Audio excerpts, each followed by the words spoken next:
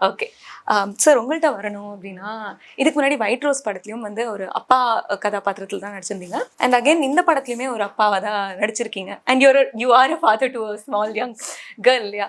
But ஜென்ரலா வந்து படத்துல வரும்போது டக்குன்னு அப்பா கேரக்டர்ஸ் எடுக்க மாட்டாங்க கன்வென்ஷனலா. ஸோ இந்த சாய்ஸ் வந்து பத்தி கொஞ்சம் சொல்ல முடியுங்களா? To choose such a character. இல்ல இப்ப ஆஸ் ஃபார் அஸ் அந்த ஸ்கிரிப்ட் மீனிங்ஃபுல்லா இருக்கிற வரைக்கும் நம்ம பீயிங் அன் ஆக்டர் நம்ம அப்பா ரோல் பண்ணக்கூடாது அப்படிலாம் இல்ல. அந்த கதை நல்லா இருக்குன்னு நமக்கு ஃபீல் ஆனதுக்கப்புறம், அது எந்த ரோலா இருந்தாலும் நம்ம ஆஸ் அன் ஆக்டரா பண்ணணும். அது அ எனக்கு அப்ப சொன்னப்ப, அந்த நீங்க கேட்ட மாரி ஒயிட் ரோஸ்ல சொன்னப்பயும், அந்த கதையில ஒரு முக்கியமான பார்ட்ல அந்த போர்ஷன் வரும்.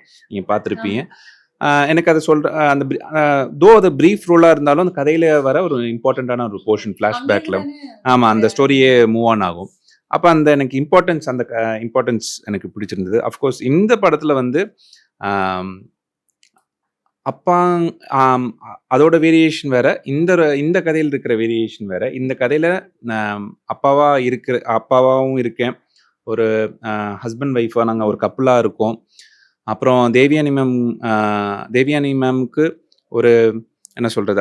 ஆஃப்கோர்ஸ் நம்ம ரிவீல் பண்ணக்கூடாது. ஒரு ஒரு ஒரு நல்ல ஒரு பாண்டிங் இந்த ஸ்கிரிப்ட்ல என்னோட பிரசன்ஸ் அவங்க சொன்னப்ப டைனமிக்கே டிஃபரெண்டா இருக்கு. டிஃபரெண்ட்டா இருந்தது.